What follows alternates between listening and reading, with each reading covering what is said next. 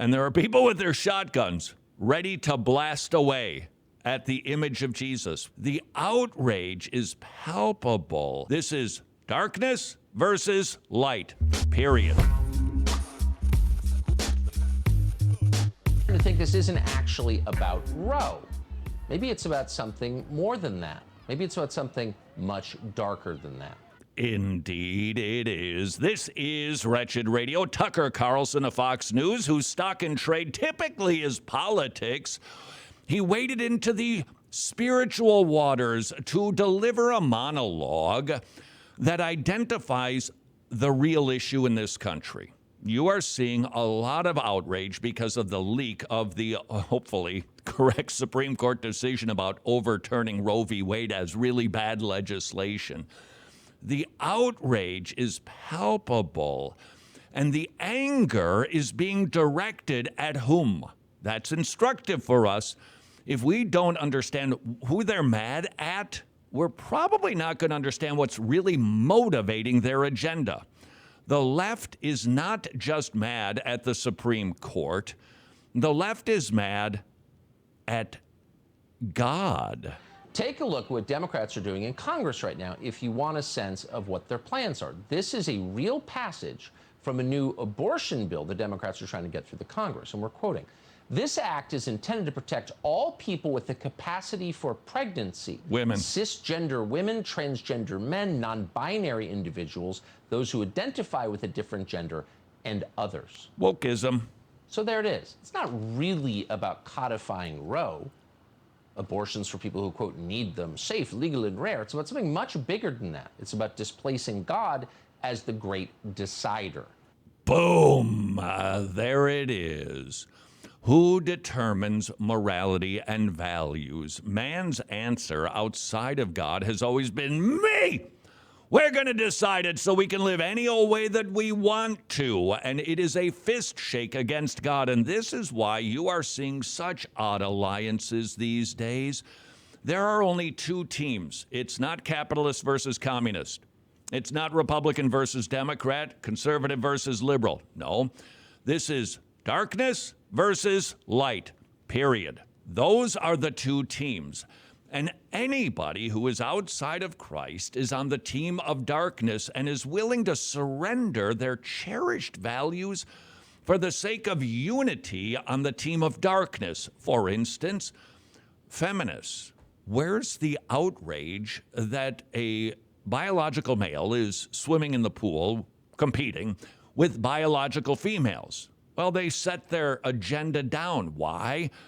Because the greater good, the bigger cause is darkness. Democrats now reserve the right to rewrite biology, which is to say, dominion over nature. Now they're in charge.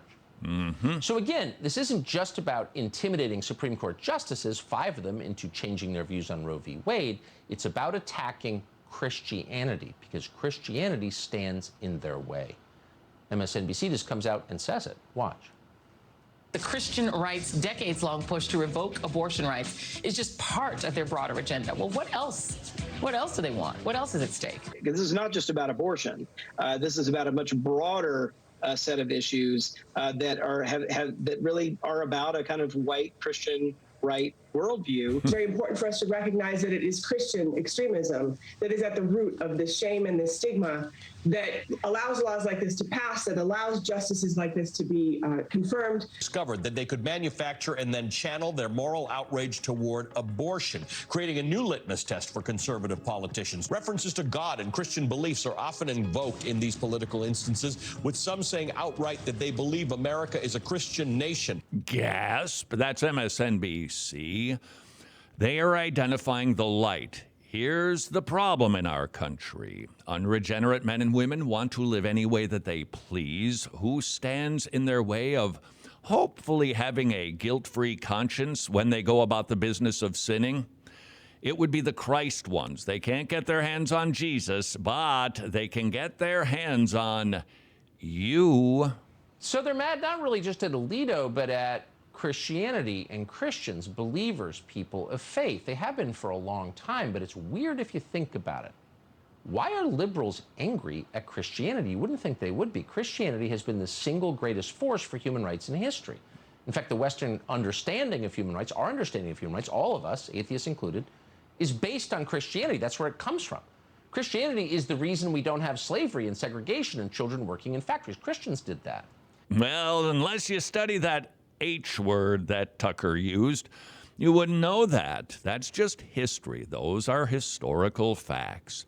It is Christian thinking that has formed much of Western civilization. But now, a lot of factors playing into this, obviously. The darkness, sensing their increasing power because of the weakening of the church, can't help but think about the seeker-sensitive movement and how it's contributed to the demise of the Christian church in America. They are trying to flex their muscle, and they are seeing that it is Christians that they must use their energy to stop. So if you're a sincere liberal, it would seem odd to hate Christians. But the totalitarians always do hate Christians. The Soviets killed the priests first. So did Mao. During the Spanish Civil War, the communists subjected a statue of Jesus to a symbolic execution in front of a firing squad. It was one of the first things they did within weeks of the war breaking out. Here's the picture on your screen. By the way, it's a big statue of Jesus on top of a pillar, it seems. And there are people with their shotguns ready to blast away at the image of Jesus. Why? Because darkness hates the light. It tells you everything. So modern liberals hate Christianity not because it's repressive, but because they are. Any religion that puts God before government is by definition a threat to their power. Most offensive of all, Christianity specifically rejects their most cherished dogma, which is racial hierarchy. The Christian message is the opposite of the equity agenda. Christianity describes a universal brotherhood of man, every person created in God's image, and therefore, for that reason, morally equal. That's a little different than the ideology of Charles Darwin, who believed that there were favored species, more advanced races. The Bible says, no. You're a human being. You're made in the image of God. You have equal value in the eyes of your maker. Charles Darwin would say, no, some are better than others. That is the ideology that is being battled, by the way, in the classroom when it comes to the subject of evolution. That is gravely disempowering for the left. If all people are morally equal, you can't really divide your population by skin color. You can't really set one group against another. You can't tell one group you're better than that group, you're worse than that group. That's not allowed. So in order to allow it, you have to erase Christianity. And they've been working on it for a long time. Ever notice how they call Martin Luther King doctor but not reverend? King was not a physician, he was a Christian preacher. They'd like you to forget that. Undermining Christianity is the central project of the left because it stands in their way. As dozens of churches burned across Canada last summer, the country's Prime Minister, Justin Trudeau, refused to condemn the fire bombings. He called them, quote, understandable. Then the head of Canada's ACLU effectively endorsed the fire bombings. Burn it all down, she wrote. And now we're seeing it happen here, as we knew it would. That was Tucker Carlson delivering a monologue that honestly nails so much of what is going on in our culture. Do not be deceived. The battle is between darkness and light, which raises the question, how then do we win the battle? How do we win the war that is raging in our society? If the teams are darkness, in other words, anti-Christ, and the Christ ones on the other team, how do you win the battle?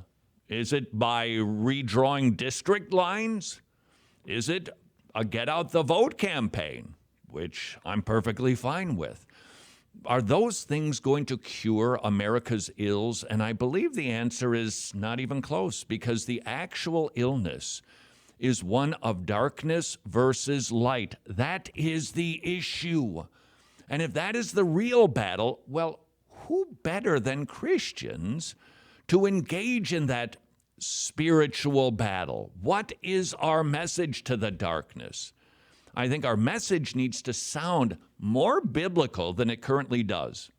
When we talk about the life issue, as a Christian, it seems that we should be invoking God into the conversation. When it comes to marriage issues, God's name needs to be brought into the conversation. When you're talking about racial issues, God's name needs to be injected into the conversation from the side of light. Otherwise, we're sounding, well, like the way those people on MSNBC describe.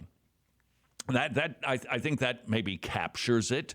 All they seem to be hearing from us, and I know there are people who speak out biblically, but all they seem to be hearing is a political message or a judicial message. And those issues, they're not insignificant. But if we recognize the actual battle for the soul of America is about the souls of America, then and only then will we engage as the light.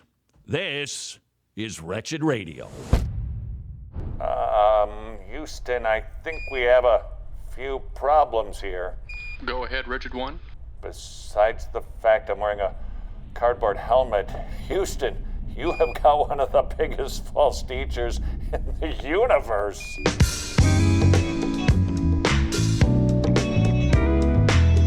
Are you kidding? He is so rich. How rich is he, Wretched One? I can see his house from here.